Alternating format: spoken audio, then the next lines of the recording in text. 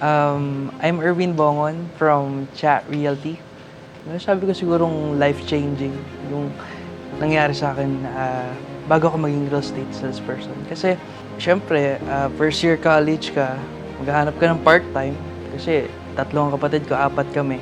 Naisipan ko siguro, mag-apply ako sa McDonald's. Ano po kasi yun parang mass hiring sila. Then, pagka-hire sa'yo, start ka na kinabukasan. Siyempre, naisip ko tatlo po yung kapatid na papaaralin din ng mga magulang ko.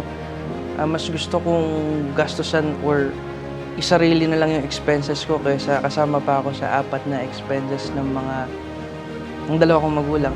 And then luckily, may broker na nag-tap sa akin. Sabi niya sa akin, why not try mo sa real estate? Siyempre, na-realize ko din kung gaano kalaki yung potensyal na pwede kong kitain sa pagiging real estate salesperson. Dati po akong civil engineering student, tapos nag-shift into Bachelor of Science in Real Estate Management and eyeing to be a top broker in Chat Realty. Si Ma'am Juliet Lopez Chat.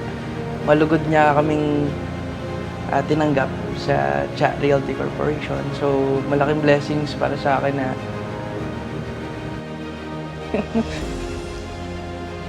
kasi that time sobrang kung imagine ko yung life ko before, sobrang layo.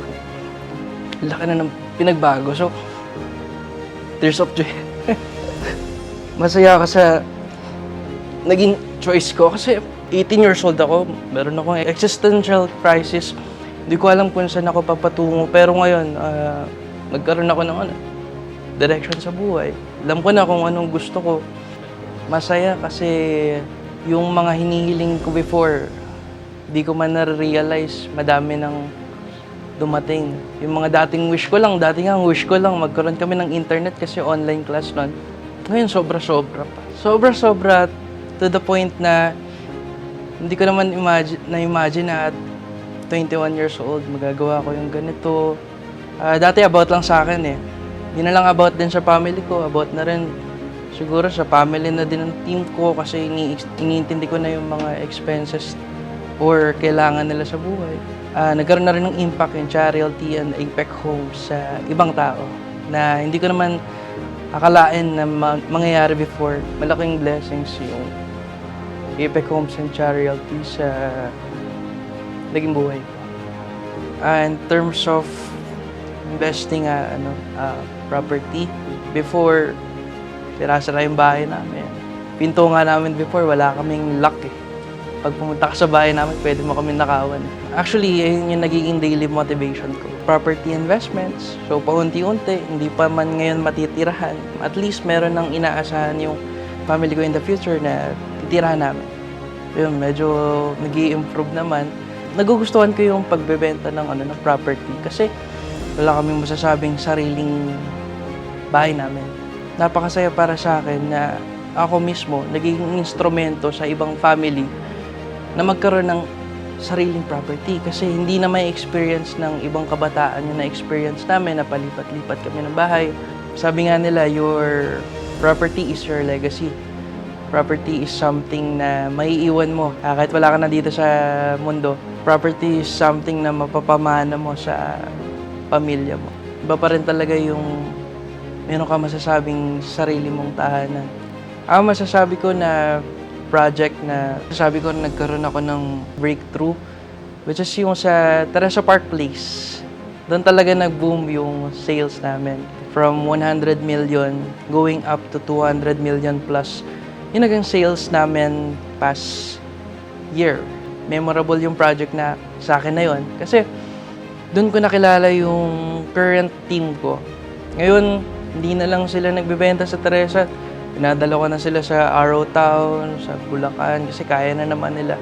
Doon ko na-realize, hindi lang about ito sa selling. It's about helping na rin other people na magkaroon din ng extra income. Hindi lang kami basta nag-grow ng company. Nag-grow kami ng family. Nag-grow kami ng, alam mo yun, pag-help ng ibang tao. Hindi lang basta benta ka dito, benta ka dyan. So, masaya. Kasi Una, nakikita ko lang yun na ginagawa sa kanila Ma'am Juliet. Paying forward lang. Ganun lang yung ginagawa namin. Yung turo nila Sir Jess na ipasa nyo yung tulong sa iba, ginagawa lang namin sa ibang tao. Kumikita ka na, nakakatulong ka pa sa kanila. Para sa akin, yung nagpapamotivate araw-araw is yung mga expenses ko. Yung expenses po kasi hindi tumitigil eh. Yun yung parang daily drive ko. Wala akong pambayad sa expenses ko, hindi pwedeng mag-settle ako sa ganitong bagay. Kailangan, mas damihan ko pa ng damihan. Kaya, yun yung ginagawa ko. At the same time, family ko din. And then, yun yung team ko.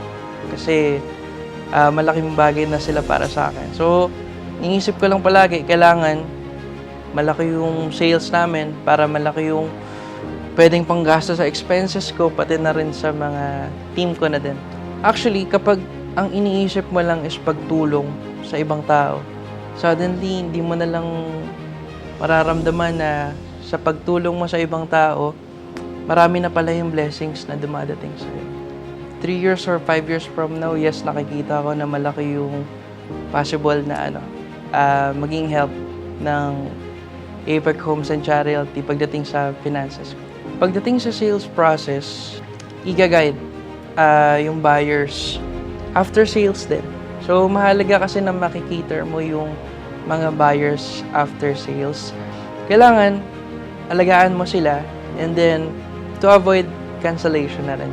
And then sa process sa pag-ibig housing loan, hanggang sa makalipat sila sa sarili nilang property. Siyempre, masaya. Kasi ako, pinapangarap ko rin magkaroon ng sarili kong bahay. Kapag may mga buyer na natutulungan ko na magkaroon din ng sariling property nila, sobrang saya ko para sa kanila. Napansin ko lang pagdating sa documentation, sobrang galing ni APEC Homes. Kasi sobrang galing niya mag-handle ng accounts ng buyers. Smooth siya comparing sa ibang developer. Kasi mas madali yung proseso. Nag-cater talaga all throughout the process.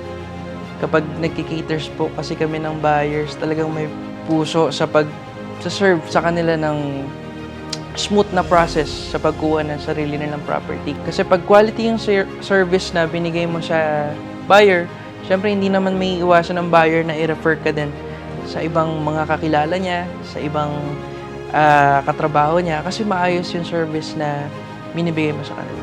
Si APEC Homes kasi sobrang generous niya pagdating sa mga sellers. Ang kagandahan sa kanya, meron siyang incentive programs na kung saan kapag nag-focus ka talaga sa kanila, marami ka makukuha.